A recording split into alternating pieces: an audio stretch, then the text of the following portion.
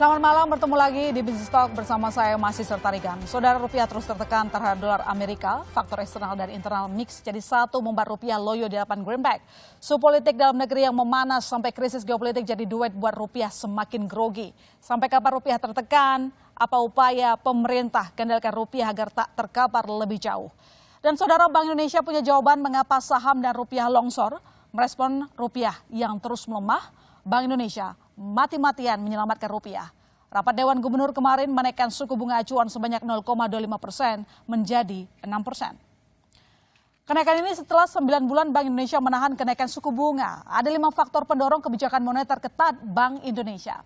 Gubernur Bank Indonesia Periwarjo mengatakan, faktor pertama adalah perubahan dinamika global yang sangat cepat dan tidak terprediksi. Pertumbuhan ekonomi melambat dengan ketidakpastian yang tinggi. Kedua, tensi ketegangan geopolitik meningkat yang berimbas pada kenaikan harga minyak mentah dan pangan tinggi. Akhirnya memperlambat penurunan inflasi global. Yang ketiga, suku bunga negara maju termasuk Fed Fund Rate ditahan lebih lama di level lebih tinggi atau higher for longer. Keempat, kenaikan suku bunga global tidak hanya jangka pendek. Dan kelima, implikasi faktor keempat, aliran modal keluar dari emerging market. Inilah yang membuat dolar makin kuat.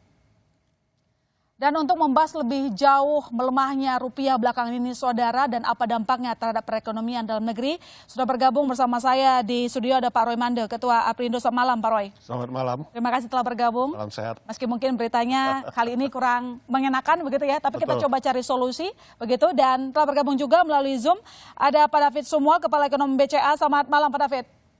Selamat malam, apa kabar, My Sister, Pak Romande, apa kabar? Selamat malam. Ya, kabar kami baik, semoga Pak David juga baik di sana. Sebelum saya ke Pak Roy dari realnya, Pak, saya ke pasar keuangan dulu, ke Pak David. Pak David, ketika nilai tukar rupiah ini hampir menembus Rp16.000, bagaimana kita merespon angka ini? Sudahkah kita patut khawatir atau santai saja? Ya, ini kelihatannya tekanannya kena ke semua emerging market ya. Kalau kita lihat, sebenarnya kalau dilihat dari angkanya, kita nih relatif lebih rendah dibandingkan emerging market yang lain. Jepang saja itu sudah melemah 12,5%. Kita hanya melemah year to date itu 1,8%. Mirip-mirip dengan Filipina ya. Filipina juga 1,8%. China sendiri sudah sekitar 6%. Jadi memang hampir semua mata uang emerging market, kita jangan bicara Nigeria atau Turki ya, yang melemahnya lebih dari 50% year to date. Tapi memang akibat dari kebijakan Fed ini, banyak negara emerging market sekarang yang memang fundamentalnya kurang solid ya. Tahun lalu kita amati kan Sri Lanka yang sudah bisa dikatakan bangkrut ya. Nah, negara-negara yang saya sebut tadi sekarang kena pukul lagi karena memang ada ekspektasi bahwa Fed ini akan terus menaikkan suku bunga dan juga kebijakan suku bunga tingginya ini akan bertahan. Dan satu hal lagi yang kita khawatir ini sebenarnya yang kita tidak duga sebelumnya adalah ketegangan geopolitik dan dampaknya ke harga minyak. Biasa harga minyak itu berbanding terbalik dengan kurs mata uang dolar ya. Tapi kali ini dua-duanya menguat. Nah, pertanyaannya kenapa? Karena memang sekarang penghasil atau produsen minyak terbesar di dunia adalah Amerika Serikat. Jadi kalau misalnya minyak menguat, memang kecenderungannya sekarang adalah US dollar juga akan ikutan menguat juga. Beda dengan misalnya 2010, waktu itu produksi minyak Amerika hanya 5-6 juta barrel hari. Sekarang sudah lebih dari 2 juta barrel dan menjadi penghasil minyak terbesar di dunia sekarang. Jadi kalau misalnya banyak juga yang berpendapat lemahnya nilai tukar rupiah ini juga ada kontribusi dari domestik, misalnya memanasnya kondisi politik dalam negeri. Artinya dari yang Anda jelaskan bahwa faktor eksternal lah yang mendominasi. Sementara bagaimana dengan faktor dalam negeri? Faktor dalam negeri kaitan dengan politik saya pikir tidak ada kaitannya ya. Kalau kita lihat pemilu 2004, 2009, 2014, 2019, rupiah itu kadang menguat, kadang melemah ketika pemilu. Nah, jadi itu kita lihat di sini faktor dari eksternal itu yang lebih mempengaruhi pergerakan rupiah dibandingkan kondisi domestik, termasuk pemilu. Artinya sekian banyak headline kemarin yang mengatakan bahwa ketika segera terkoreksi dan nilai tukar rupiah ini sama sekali tidak ada kaitannya dengan kondisi memanasnya situasi politik dalam negeri ya? Pak David? Memang yang terjadi itu memang outflow sejak Ya. bulan Agustus, awal Agustus itu peaknya itu asing yang ada di pasar modal itu sekitar 7,2 billion dolar, sekarang tinggal 2,8, artinya sudah sekitar 4,4 billion dana asing yang keluar dari pasar modal ya, baik saham maupun obligasi. Jadi memang ini sudah berlangsung cukup lama sejak Agustus. Dan ini memang dipicu oleh pernyataan-pernyataan dari Fed yang kelihatannya masih akan konsisten mempertahankan suku bunga tinggi dan ada kemungkinan di akhir tahun ini mereka kembali menaikkan, dan ini yang membuat mata uang emerging market serentak melemah. Ya, dan ini alarm untuk rupiah ya? Ya, kalau sejauh ini kita melihat pelemahannya tidak sedalam yang lain, tapi kita tetap harus waspada. Ya. Baik, Baik, nanti saya ke Pak David lagi, saya ke Pak Roy. Pak Roy, dari real begitu, ketika melihat kondisi depresiasi nilai tukar rupiah ini sebenarnya beban sekali begitu. Tapi sejauh apa dampaknya yang sudah dirasakan? Apakah sekarang sudah ada seperti misalnya ya ketika biaya produksi semakin mahal, akhirnya harus menaikkan harga jual dan segala macam, apakah langkah itu sudah akan diambil? Ya tentunya pada sektor real kita ketahui bahwa di Indonesia sendiri ada beberapa komponen bahan baku, bahan penolong, bahkan barang konsumsi memang harus impor. Ya. Dan ketika ada tendensi bahwa rupiah kita melemah, ya apalagi kita tahu bahwa ini dorongan daripada tidak hanya di masalah di domestik, tetapi di global. Amerika sudah menaikkan suku bunga Fed-nya ya. Kemudian juga kita juga ya plus minusnya juga hampir sama. Nah ini akan mempengaruhi kepada bagaimana kita menebus harga-harga yang untuk proses produksi kita. Nah proses produksi kita nanti bermuara kepada sektor di mana kita ketahui akan dikonsumsi oleh masyarakat. Nah ketika dikonsumsi masyarakat, belinya saja sudah naik ya karena pergeseran fluktuasi rupiah kita yang melemah atau dolar yang menguat, otomatis akan ada kenaikan harga. Nah kenaikan harga inilah yang tentunya harus diantisipasi karena kita ketahui bahwa daya beli masyarakat juga kan belum kembali pulih. Kemudian masih banyak dukungan yang harus dilakukan oleh pemerintah berkaitan dengan kelompok marginal misalnya. Ini harus berkelanjutan. Kemudian kita juga tahu bahwa ada terjadi beberapa social economic status melakukan penahanan, restraint mode untuk melihat situasi kondusivitasnya daripada perjalanan pesta demokrasi kita. Jadi hal-hal ini tentunya perlu diantisipasi sedemikian rupa oleh pemerintah. Sampai kapan kira-kira, karena tadi dikatakan bahwa berpotensi, artinya kan belum dilakukan begitu. Nah, dengan kondisi yang sekarang, memang sih hari ini nilai tukar rupiah sudah mulai agak membaik. Tampaknya memang ada intervensi yang dilakukan ke market begitu ya, ada operasi pasar dilakukan oleh Bank Indonesia begitu. Sampai kapan kira-kira, ini kan masih belum, tapi apakah ada mungkin kriteria tertentu yang akan membuat nanti nilai jual retail akan naik, makanan, minuman dan lain-lain? Ya sudah jelas karena tadi saya sebutkan bahwa seperti contoh beras itu kan kita memang harus import ya. Bahkan saat kita mau import dengan nilai rupiah yang melemah ini, dolar menguat, negara yang memberikan beras tersebut juga sekarang mulai menahan ya karena memang mereka juga harus antisipasi ketahanan pangan mereka. Tidak hanya beras saja tetapi ada komoditi-komoditi lainnya lagi ya, gula yang memang kita harus juga import dan beberapa halnya. Yang penting justru bagaimana perimbangan ketika memang kita saat ini kan kita berupaya supaya import, terutama kalau import yang ilegal ya. Kalau yang legal yang memang untuk kebutuhan bahan pokok dan lain sebagainya itu memang sudah menjadi keharusan karena produktivitas kita tidak mencukupi. Tapi yang ilegal ini memang harus betul-betul ditutup. Ya, bagaimana cara tutupnya? Ini perlu adanya sinergisitas dengan seluruh kementerian dan instansi terkait. Tidak ada kompromi, bahkan juga tidak hanya ditutup, tapi diawasi dan dikenakan sanksi hukuman yang berat dikala masih ada yang import-import yang legal yang lolos ini. Karena ini akan mempengaruhi defisit neraca kita, defisit perdagangan kita. Nah kemudian bagaimana langkah solusinya?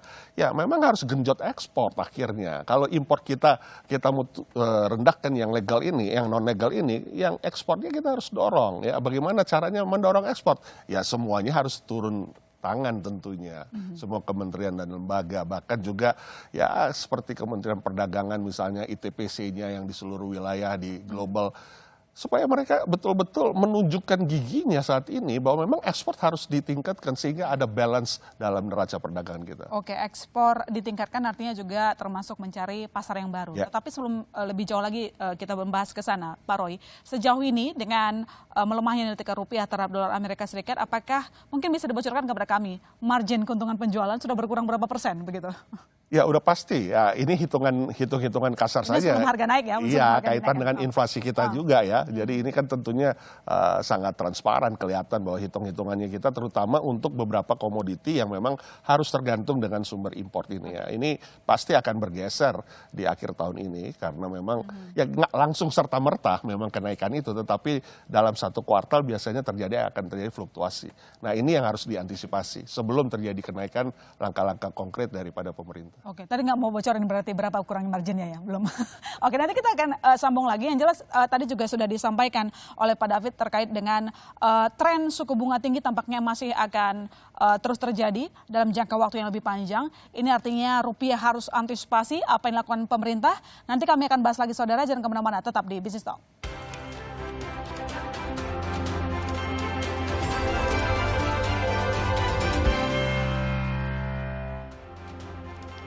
Anda kembali menyaksikan Business Talk dan di segmen ini telah bergabung bersama kita Titis Nurdiana, wartawan Sinar Kontan. Selamat malam Mbak Titis. Selamat malam Ilona. Malam Bapak. Malam Ibu Titis. Malam Pak David.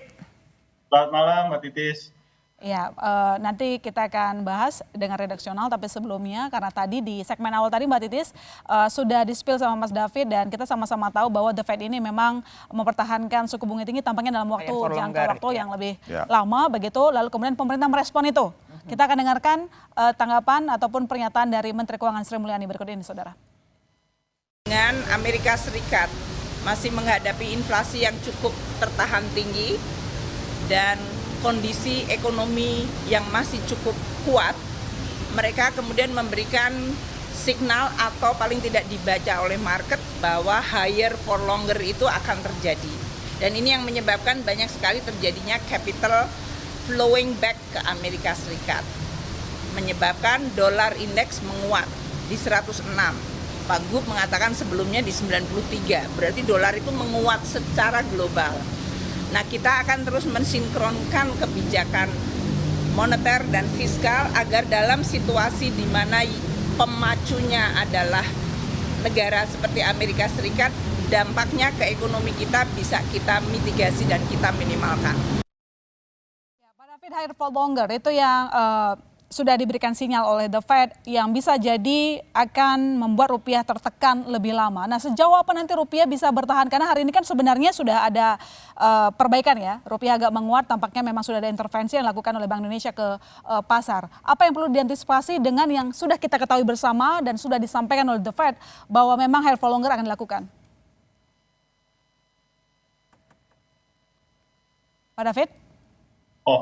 Jadi saya perhatikan memang ini masih ada kaitannya pastinya dengan minyak ya. Tadi saya ungkapkan di depan bahwa US itu sekarang adalah produsen minyak terbesar di dunia ya. Jadi kalau misalnya harga minyak meningkat, ini mirip-mirip dengan Australia misalnya. Kalau Australia batu bara menguat, harganya itu mata uang Australian dollar akan menguat. Nah sekarang juga sama. Jadi ada semacam perfect storm ya. Ada penguatan dolar yang disebabkan kenaikan harga minyak dan juga disebabkan oleh higher for longer tadi, kebijakan dari Fed ya. Jadi memang kita harus waspada dan saya lihat memang serentak ini dari emerging market kecenderungan memang keluar ya, baik di China, Jepang, termasuk juga di negara-negara ASEAN seperti Malaysia, Indonesia.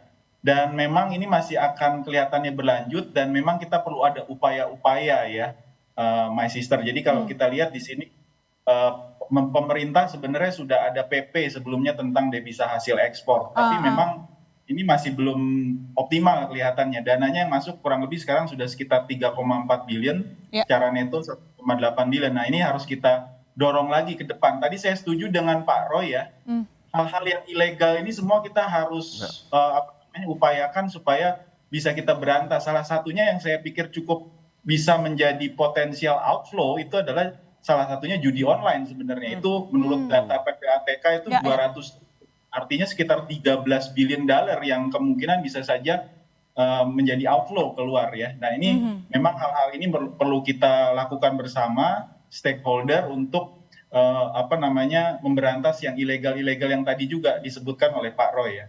Ya, pemberantasan ilegal begitu, komitmen dulu ya baru kita bisa menjaga stabilitas nilai tukar. Tapi ini untuk menjelaskan kepada masyarakat juga dalam bahasa yang sederhana Pak David, dengan adanya tren suku bunga tinggi dalam waktu lama yang sudah disampaikan oleh The Fed gitu sinyalnya, seberapa mengerikan ini untuk rupiah dan ekonomi dalam negeri kalau tidak ditangani dengan benar? Sejauh ini pelemahannya kan tadi saya katakan di depan kita masih 1,8% year to date ya. Tapi memang kalau dari titik tertingginya ya kita melemah sekitar 5%-an. Kalau pelemahannya terbatas, menurut saya ini malah justru pendapat saya itu malah akan cenderung menggairahkan ekonomi kita ya. Karena tadinya misalnya melihat inflasi rendah, harga barang impor rendah, keinginan untuk melakukan investasi atau melakukan kegiatan dagang, mengimpor itu juga kecenderungan menurun ya akhir-akhir ini. Tapi dengan adanya ekspektasi bahwa rupiah akan melemah terbatas, asal jangan pelemahannya berlebihan ya, seperti tadi saya sebut Argentina atau Turki ya. Kalau pelemahan terbatas itu justru saya pikir malah bisa menggerakkan sektor real. Jadi kembali kita akan meningkatkan stoknya, lalu juga mengambil keputusan bisnisnya. Walaupun pasti nanti akan ada kenaikan harga. Justru menurut kami penaikan harga itu justru menjadi stimulus buat perekonomian supaya bergerak lebih kuat. Kita tahu sejauh ini pertumbuhan kredit kan modal kerja itu salah satu yang kita lihat masih sekitar 8-9%. Nah ini belum optimal. Nah saya pikir ini juga depan dengan adanya pemilu juga, ada kampanye pemilu dan seterusnya, ini kembali bisa menggairahkan supaya sektor real itu lebih kuat lagi pergerakannya ke depan. Oke, sebentar. Kalau memang iya, kalau misalnya duit orang ada, kalau enggak gimana soal daya beli? Ya, ini daya beli sejauh ini kan kalau kita lihat inflasi September terendah ya, 2,2% ya. Dan ini memang kita tahu banyak contoh di negara lain seperti di Jepang itu kalau inflasi terlalu rendah, deflasi justru malah membuat ekonomi kurang bergairah. Tapi kalau ada ekspektasi bahwa harga-harga akan sedikit meningkat ya atau akan bergairah, orang kembali akan melakukan restocking. Tadi Pak Roy juga bicara tentang impor bahan baku. Nah ini besar sekali, 75% dari impor kita itu adalah bahan baku. Jadi kalau kita lihat memang akan ada kemungkinan ekonomi lebih bergairah, terutama kita tadi menyambut kampanye pemilu, kita akan ada event pemilu 3 kali ya paling tidak tahun depan. Nah ini paling tidak bisa menggairahkan asal pelemahannya masih bisa kita mitigasi ya. Saya yakin sampai sejauh ini cadangan devisa kita masih relatif sangat kuat di emerging market. Dan kita juga punya secondary buffer. Dan selain itu juga dari sisi pemerintah juga mungkin perlu sinergi ya dari sisi kebijakan fiskal dan kebijakan moneternya. My sister. Oke, baik. Saya ke Pak Roy. Kita ke real. Itu tadi sebuah ekspektasi yang cukup positif saya bilang, tapi nanti saya dalamin ke Mbak Titis begitu. Pak Roy, kita itu masih kalau memang bentuknya barang modal, kita impor, oke lah katakan begitu. Tapi kalau misalnya kita impor banyak sekali komoditas ya, mulai dari beras, hal-hal yang berkaitan dengan perut begitu. Dengan pelemahan nilai tukar rupiah seperti ini, apa yang kira-kira perlu diantisipasi? Mungkin terkait dengan beras? Ya saya ambil contoh kalau pertanyaan my sister mengenai beras. Beras itu kan sebenarnya kita sudah punya takaran harga. Bagaimana supaya harga impor dan harga jualnya di Indonesia itu terjangkau. Ya kita tahu sekarang seperti beras medium SPAP itu 10.900 untuk Jabodetabek misalnya per kilo. Atau 54.500 per 5 kilo. Nah ini kondisinya kan sekarang yang terjadi adalah justru sudah masuk importnya, kita punya planning import tahun ini kan 2 juta ton ya, 1,6 sudah masuk, 400.000 sedikit lagi dibongkar udah masuk. Tetapi yang terjadi adalah justru penyalahgunaan ya barang-barang komoditi import ini yang dioplos kemudian dijual dengan harga lebih mahal karena memang kualitasnya bagus, kualitasnya premium. Nah, saya pikir ini adalah peran yang harus berantai dengan seluruh pihak berwenang tentunya. Ya, tidak hanya tingkat provinsi tapi seluruh kabupaten kota. Bagaimana supaya ini tidak terjadi? Karena justru beras ini kan sudah diimpor diberi subsidi kan dijualnya. Kemudian sekarang dioplos malah oleh para spekulan ini dimasukkan di brand yang baru, padahal berasnya beli murah dengan beras SPAP ini, masukkan brand baru, kemudian dijual dengan beras yang lebih mahal, premium. Nah ini yang terjadi sehingga beras itu di market itu terjadi kenaikan-kenaikan yang justru bukan seharusnya demikian. Nah, berkaitan juga tadi saya mengutip Pak David tadi katakan mengenai adanya sinyalemen kenaikan harga bahan bakar minyak. Ya, memang saatnya sekarang ini kaitan juga dengan transportasi kita, sarana transportasi kita yang membawa barang-barang komoditi tadi. Kalau ini naik kan berarti kan akan mempengaruhi juga harga logistiknya. Nah, bagaimana supaya switching ke B20 misalnya untuk mengurangi import produksi minyak kita ini sehingga memakai CPO sendiri ya yang juga akan meningkatkan produktivitas CPO tentunya. Nah ini harus segera dan langsung memang dilakukan sehingga balance-nya ini tetap terjadi karena kita tahu sekarang harga minyak juga kan sudah mulai meningkat ya 89 ya 85. Kemarin Pertamax juga habis naik kok minggu yang lalu. Jadi ini satu takaran yang harus diperhitungkan juga karena nanti akan berdampak kepada sektor ya apalagi transportasi. Ya transportasi itu adalah ujung tombak untuk memindahkan barang satu tempat ke tempat yang lain. Nah jadi ya ini semuanya memang perlu bekerja sama dan yang penting di sini adalah fungsi pengawasan dan fungsi penindakannya. Dengan tegas tanpa kompromi karena memang kita tidak dalam kondisi yang lagi nyaman saja tetapi kita harus berjuang dengan pergeseran nilai rupiah ini. Oke baik Mbak Titis, karena dari tadi kita sudah membahas bahwa salah satunya terkait dengan minyak begitu. Indonesia ini kan masih bergantung ya terhadap impor minyak, terutama LPG sampai 80% loh. Kita tuh masih impor begitu. Nah, ini berkaitan sama isi kantong masyarakat, Mbak Titis. Kira-kira bagaimana dampaknya kalau sampai lagi dan lagi mungkin kita akan terus ngomongin the Fed ya, karena memang mereka yang memberikan sinyal bahwa nanti suku bunga acuan tinggi itu masih akan bertahan lama begitu. Apa yang perlu dilakukan oleh pemerintah? Karena begini, kita juga masih bergantung terhadap subsidi terbuka dan segala macamnya. Apakah menurut Mbak Titis mana yang perlu kita selamatkan, anggarannya atau memang mau tidak mau misalnya pemerintah perlu melakukan pelebaran subsidi karena terkait dengan daya beli, apalagi di tengah sekarang ini tampaknya kondisi daya beli masyarakat juga kayaknya perlu kita ini ya. Sebetulnya tadi sebetulnya penjelasan Pak David sebetulnya itu tadi bahwa perfect storm itu bagi kami ketika kita membuat editorial terkait pelemahan rupiah itu tuh sebetulnya itu yang terjadi bahwa di saat dolar menguat kemudian tadi Amerika menjadi produsen terbesar minyak. Dan harga minyak naik ini sudah double. Artinya dari industri ketika dia harus impor maka ada biaya distribusi yang naik. Itu satu. Dan sementara ditambah dengan penguatan dolar yang efeknya rupiah melemah. Benar secara kawasan kita memang pelemahannya paling masih kecil lah setara dengan Filipina. Tapi masalahnya kita punya dua pukulan ganda. Semuanya sebetulnya dua pukulan ganda, yaitu transportasi yang naik, kemudian juga biaya impor yang naik.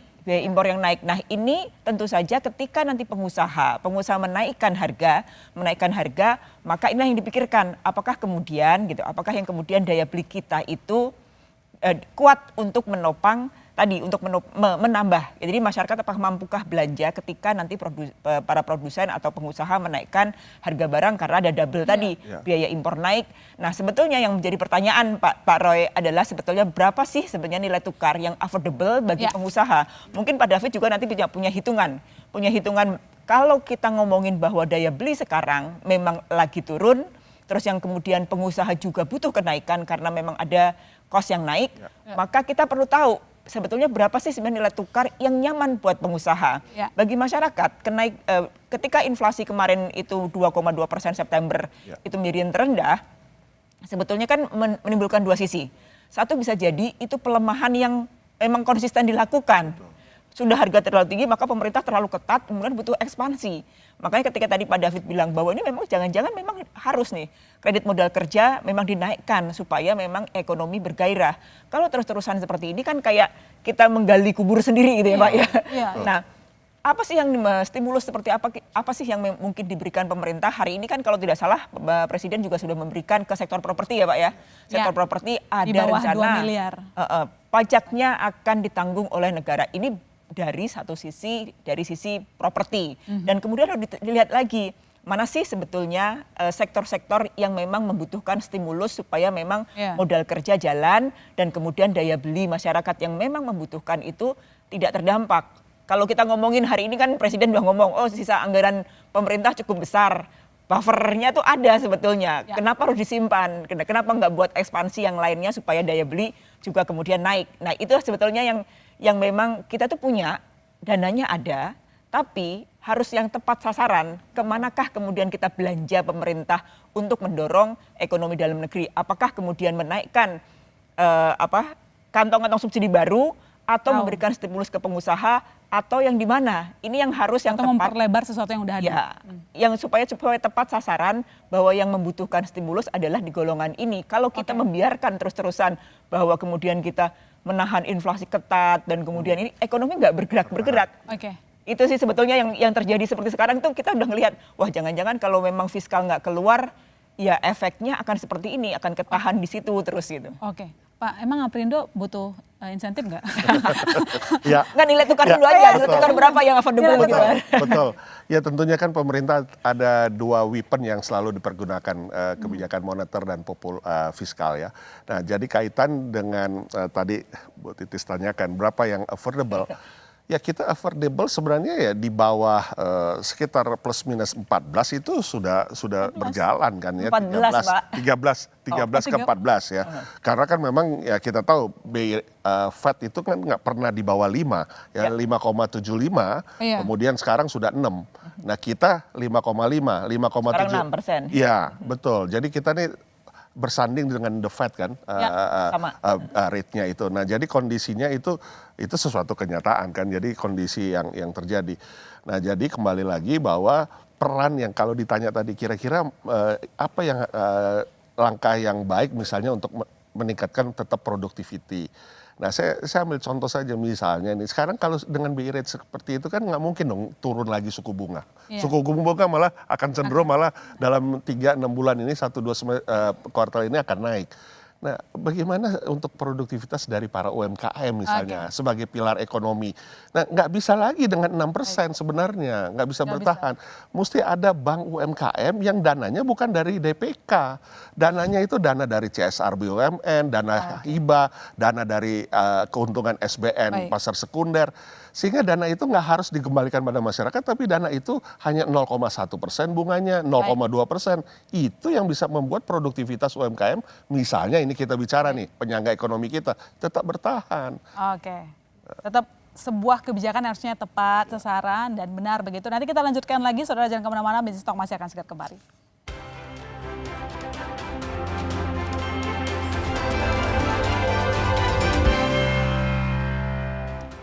Anda kembali menyaksikan Bisnis Talk, saudara. Kita sama-sama tahu beberapa waktu belakangan nilai tukar rupiah terkapar di hadapan dolar Amerika Serikat. Dan apa penyebabnya? Kami ulang lagi pernyataan dari Gubernur Bank Indonesia terkait dengan situasi melemahnya rupiah di hadapan dolar. Silakan.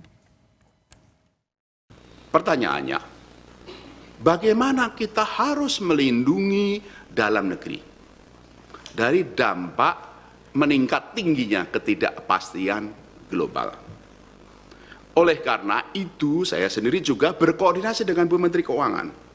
Sama-sama kebijakan Bank Indonesia, kebijakan pemerintah, khususnya fiskal, sama-sama memperkuat stabilitas kita, ketahanan eksternal kita dari dampak rambatan global ini, dan sekaligus juga terus mendorong pemulihan pertumbuhan ekonomi dalam negeri. Bank Indonesia punya jamu, ada jamu pahit, ada jamu manis. Moneternya tetap pro stability, diperkuat. Makrobudensial sistem pembayaran, pendalaman pasar untuk pro growth. Itu kemudian kita perkuat baruannya, bauran kebijakan. Ya, Pak David, melanjutkan pernyataan dari Gubernur Bank Indonesia, melihat apa yang dilakukan kemarin kan Bank Indonesia sudah menaikkan suku bunga acuan menjadi 6%. Apakah dengan kejadian yang sekarang, maksudnya situasi yang ada saat ini, Bank Indonesia punya ruang berapa kali lagi untuk menaikkan suku bunga? Ya ini tentu saja sangat tergantung data ya. Jadi dan tergantung perkembangan eksternal juga. Kita belum tahu juga apakah nanti November benar-benar Fed akan menaikkan lagi suku bunga. Ini kan market itu bergerak berdasarkan ekspektasi. Jadi mereka sudah melakukan eksekusi dulu sekarang sebelum beritanya benar-benar keluar nanti di bulan November. Secara peluang sekarang masih sekitar 30-40%, tapi menjelang November mungkin data-datanya akan lebih kuat lagi mendorong adanya kemungkinan kenaikan suku bunga Fed ya. Tapi sejauh ini sih memang kelihatannya 6% dulu, tapi nanti kita lihat juga karena instrumen Bank Indonesia dan juga kemarin juga bukan hanya BI rate sebenarnya yang dinaikkan, tapi juga ada pengenalan instrumen-instrumen baru seperti sertifikat falas Bank Indonesia, SRBI dan seterusnya dalam rangka juga menambah atraktivitas dari aset rupiah ya. Dan saya pikir tadi penting apa yang dikatakan oleh Gubernur Bank Indonesia Pak Peri Warjio bahwa perlu ada sinergi dengan pemerintah ya. Dan pemerintah kita tahu mereka juga harus mengamankan posisi dari APBN tahun depan ya. Kita tahu yang mature tahun depan juga cukup besar ya, sekitar 190 triliun di kuartal pertama dari 477 triliun yang akan mature tahun depan yang ada 190 dan itu perlu diamankan. Tapi memang kita harus lihat juga kira-kira di posisi mana ketika sekarang memang demand dari obligasi terutama dari asing ini masih relatif akan cukup lemah ke depan ya. Tapi di sisi lain kita lihat silpa dari pemerintah atau dana pemerintah yang masih belum digunakan, yang masih ngendon lah istilahnya di Bank Indonesia masih cukup besar, ada sekitar 600 triliun. Saya pikir ini selain menjadi buffer juga bisa menjadi stimulus ya ke depan, termasuk tadi beberapa usulan tadi dari Pak Roy juga bisa juga didaya gunakan supaya ekonomi bisa bergerak ke depannya. Oke, artinya kalaupun misalnya The Fed tidak menaikkan suku bunga, tapi apakah Bank Indonesia masih perlu menaikkan suku bunga untuk menahan dana panas? Karena kalau saya lihat di sini untuk CDS Indonesia untuk 5 tahun, Pak David naik nih jadi 102,58. Ya ini perlu sinergi beberapa kebijakan tadi ya. Jadi jamu manis, jamu pahit tadi. Jadi saya pikir kalau terus dinaikkan tentunya kita ingin supaya dana asing itu tidak serta-merta keluar semua. Sekarang masih ada tersisa 2,8 miliar. Harapannya dengan kita naikkan itu mereka tidak keluar ya. Tapi memang kebijakan moneter ini memang harus disinergikan tadi dengan kebijakan fiskal, bagaimana upaya kita supaya benar-benar stabilitas ini bisa kita jaga ya. Berapa sih rupiah yang kira-kira nyaman untuk ekonomi Indonesia dan terutama untuk pengusaha, Pak David, kisarannya? Ya, ini sangat dinamis tentunya dengan data-data yang kita lihat ya, termasuk inflasi, lalu juga bagaimana bandingannya dengan emerging market yang lain. Saya pikir di kisaran 16.000 ini saya pikir cukup kondusif ya, baik buat eksportir maupun importir, karena kalau terlalu kuat juga kita tahu beberapa tahun terakhir ini industri kita tidak berkembang ya, kurang bersaing.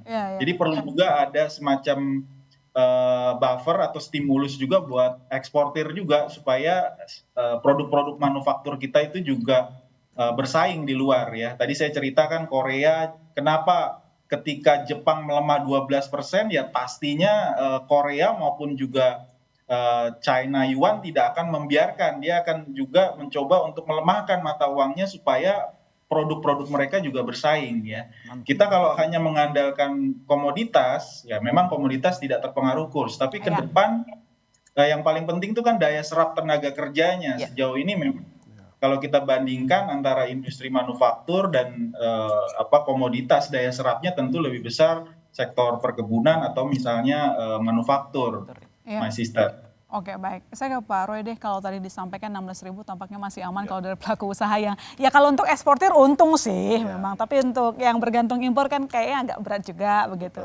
Anda gimana lihatnya 16.000? Ya, pembicaraan kita tentunya kan tadi kalau kita bisa coba rampungkan ada dua hal. Satu adalah rendahnya komoditas ekspor di pasar global, kemudian tingginya tingkat impor. Ya, itu yang memberi dampak kepada kecenderungan dapat menjadikan defisit neraca perdagangan kita. Nah, bagaimana langkah-langkahnya supaya memang ini berkaitan dengan kalau saya di sektor hilir menghimbau, artinya ya masyarakat kembalilah membeli dan mencintai produk Indonesia karena produk Indonesia itu nggak kalah sekarang kualitas produksinya, kuantitasnya dan seterusnya. Kemudian ya jangan menukarkan dolarnya itu, nimbunnya dolar udah memang lama ya kemudian sekarang dijual. Nah ini dapat untung. Pegang rupiah lah ya. Jadi bagaimana caranya supaya jangan sampai terjadi pergeseran yang sangat signifikan. Kemudian untuk usaha-usaha yang berwirausaha, coba orientasinya ekspor ya, tidak hanya untuk bagaimana untuk berusaha di dalam domestik, dan tentu harus ada pencairan dari kementerian lembaga betul-betul menjalankan poksinya, bukan hanya untuk sebagai seremonial atau hanya sebagai komoditi euforia saja. Kemudian wisatalah dalam negeri ya, untuk berkaitan dengan bagaimana supaya perputaran uang kita itu menguat. Jadi ya memang ini harus sinergisitas dan tentunya menjadi bagian bersama untuk kita menguatkan kembali rupiah kita di saat pemerintah sudah mengambil langkah-langkah populis fiskal dan moneternya. Oke, berkaitan dengan untuk mengenjot ekspor, Mbak Titis, sebenarnya Presiden Joko Widodo kan juga berkali-kali mengatakan bahwa kita harus gencar ekspor ke pasar non-tradisional. Jadi marketnya nggak itu-itu aja. Nah sejauh ini kalau redaksional itu melihatnya, menganalisanya bagaimana? Apakah Kementerian Perdagangan dan kementerian terkait sudah serius untuk membuka pasar-pasar baru? Karena kan yang namanya harus dibukakan pintu juga ya. Ada orang mau ekspor juga perlu edukasi, ada juga begitu tidak tahu, tapi juga marketnya juga harus diperluas. Ya. Kalau kita ngomongin persaingan gitu, persaingan produk ekspor kita gitu, itu kan memang bahwa kalau kita harus mengakui bahwa yang namanya kita itu benar-benar terlalu banyak kita menggantungkan ke komoditas. Efeknya memang kita terlena terhadap industri manufaktur yang berorientasi ekspor. Gitu. Nah, kalau untuk membuka pasar baru, selama barang itu sebetulnya kita memiliki daya saing, tadi dari quality, dari daya saing itu pasti banyak Pak ya.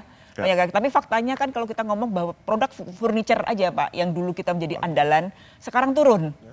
Artinya ada perusahaan serius. Kalau kita ngomong kemarin itu ketika ada festival kopi Pak, bahwa sekarang produksi kita juga turun. Padahal itu sempat kita di nomor 1. Nomor 1 sekarang udah dikalahkan dengan Vietnam. Vietnam produknya sedikit, tapi produksinya banyak. Sementara kita produknya banyak nih sebetulnya banyak, tapi produksinya itu terus turun. Artinya kalau saya melihat adalah pasar dalam negeri sebetulnya luar biasa besarnya. Selama pemerintah itu melihat bahwa pasar ini harus dimanfaatkan untuk produk-produk yang lokal dengan kualitas yang bagus, kita sama-sama tadi Pak Roy juga bilang bahwa kita mengkampanyekan harus mencintai produk dalam negeri, itu sebetulnya pasar kita tuh nggak kurang gitu, nggak kurang yang luar biasa banyaknya gitu, luar biasa banyaknya. Ini yang juga harus dipikirkan. Sementara tadi bahwa yang namanya impor ilegal, yang namanya judi online itu kan harus dibatasi, bordernya itu memang harus jelas. Ketika nanti misalnya kalau yang transaksi ilegal yang tadi dibilang Pak David bahwa judi online yang sudah 200 triliun itu keluar, itu kan artinya memang sebetulnya kita tuh terlalu terbuka pasarnya gitu. Bagaimana langkah pemerintah untuk menutup ini, karena kita harus diakui bahwa kita punya market yang luar biasa. Orang yang lainnya menyasar Indonesia ya Pak ya. Kenapa kita nggak banyak memberikan stimulus buat pasar dalam negeri, pengusaha dalam negeri untuk memang membentuk pasar. Hal yang sama dulu pernah dilakukan Cina, begitu membentengi dirinya dan kemudian berhasil. Korea juga melakukan hal yang sama. Vietnam juga melakukan yang sama. Ini kan artinya memang keberpihakan. Keberpihakan. Kan tadi sebenarnya Pak David juga bilang bahwa market itu karena ekspektasi. Kalau ekspektasi bahwa pemerintah itu satu suara mendorong industri dalam negeri, pasar dalam negeri, maka itulah yang memang harus dilakukan supaya menjadi kekuatan kita. Bahwa pasar dalam negeri adalah kekuatan kita yang memang harus dilindungi, dan dari aneka produk impor sekaligus kita melahirkan produk-produk baru yang memiliki daya saing ekspor tapi sekaligus mampu memenuhi kebutuhan dalam negeri gitu. Bebas boleh tapi nggak usah jadi pergaulan bebas gitu. Jangan terlalu bebas begitu. Waspada harus. Kalau seperti rupiah sekarang ya, rupiah kita waspada harus, tapi kita juga harus itu. Gitu. Artinya tidak memanfaatkan dengan kondisi yang sedang melemah. Nah, ini faktor fundamental, dan ketegasan hukum, tidak sanksi tapi hukuman yang jelas bagi importir ilegal. Karena itu dinamika masyarakat kita memang suka barang-barang itu yang terkadang tidak terkontrol ya, border dan post border dan sebagainya, ini harus jelas, transparan, tegas, dan memang dibuktikan. Ya, pengawasan penindakannya konsisten. Dengan jelas. Baik, saya ke Pak David. Mungkin ini pertanyaan terakhir saya. Proyeksi Anda terkait nilai tukar rupiah sampai akhir tahun berapa? Kemudian apakah target pertumbuhan ekonomi dapat tercapai dengan situasi yang seperti ini? Perfect storm katanya, nggak cuma internal tapi juga eksternal. Apalagi kita nggak tahu loh, tiba-tiba ada geopolitik yang memanas di timur begitu. Silakan, Pak David. Ya, saya kembali tekankan bahwa wild card-nya itu adalah harga minyak sebenarnya. Dan harga minyak kita harus melihat bagaimana perkembangan politik di Timur Tengah. Jadi kalau misalnya harga minyak ini kecenderungan naik, saya masih melihat US dollar itu akan menguat. Dan senjata dari Fed itu untuk menurunkan harga tidak lagi bisa dari SPR karena strategic petroleum reserve mereka sekarang dalam posisi terendah dalam sejarah. Kalau tahun lalu mereka bisa masih melepas ke pasar itu strategic petroleum reserve mereka, tapi sekarang mungkin senjatanya hanya suku bunga ya. Kalau misalnya inflasi naik lagi akibat kenaikan harga minyak, ya kemungkinan suku bunganya masih dipertahankan tinggi atau malah bisa meningkat lebih tinggi lagi. Jadi memang masih sangat dinamis dan saya masih melihat mungkin untuk jangka pendek ini pergerakan masih sekitaran 16.000 ya. 16.000 sampai akhir tahun. Ya mungkin masih bisa ada kemungkinan overshoot ya ke atas. Masih ada kemungkinan overshoot, tapi saya pikir mungkin di posisi resisten ya 16.500 ya resistennya. Kalau proyeksi harga minyak kira-kira berapa? Soalnya ada yang memproyeksikan bahkan bisa mencapai $100 per barrel begitu.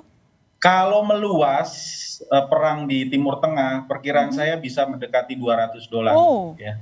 Karena kita khawatir kalau Iran sampai memblokade Selat Hormuz. Selat Hormuz ini lalu lintas sekitar 30% minyak global. Jadi minyak dari Kuwait, minyak dari Arab Saudi, minyak dari Iran, dari Irak, semua lewat situ 30%. Jadi kalau mereka sampai ada perluasan dalam perang ini, saya pikir memang tadi kembali perfect storm ya. Jadi yang memang harus waspada, perlu ada kebijakan-kebijakan jangka pendek yang kita coba memitigasi hal-hal tersebut, tapi juga menengah panjang jangan dilupakan tadi yang dikatakan oleh Pak Roy ya. Termasuk tadi pemberdayaan UMKM kita kebanyakan nih masih trading dan tradingnya juga barang-barang dari luar. Ini juga harus PR kita bersama nih, bagaimana memecahkannya. Ya, semoga prediksi tadi tidak terjadi. Kalau itu terjadi, saya nggak bisa bayangin begitu. Ini pertanyaan terakhir. Ya, ini pertanyaan terakhir buat Mbak Titis dan Pak Roy. Singkat saja, mungkin ke Pak Roy dulu. Yang terakhir, closing statement, apa yang diharapkan oleh pelaku usaha? Karena tindakan pengusaha ini sangat berpengaruh terhadap uang konsumen ini, Pak. Pasti. Import ilegal harus dengan tegas, tanpa kompromi, ya, dan cintai rupiah karena kita cinta negeri kita. Luar biasa. Mbak Titis? Yang penting masyarakat yang di bawah itu harus tetap dilindungi. Sementara yang tengah, golongan menengah juga harus dipikirkan sebetulnya. Jangan sampai turun kelas. Ya, supaya dan untuk mendorong ekonomi kan masih banyak buffer-buffer yang kemudian harus bisa digunakan pemerintah untuk bisa menolong golongan menengah maupun golongan bawah. Ya, baik. Terima kasih Mbak Titis, Pak Roy, Pak David telah berdiskusi malam ini. Terima kasih. Sebenarnya kalau saya lihat dari hasil diskusi kita ini banyak positifnya, maksudnya masih sangat optimis saya lihatnya. Yang penting kita punya harapan tapi jangan sampai terlena begitu ya. Dan saudara jangan kemana-mana, BizTalk masih akan segera kembali.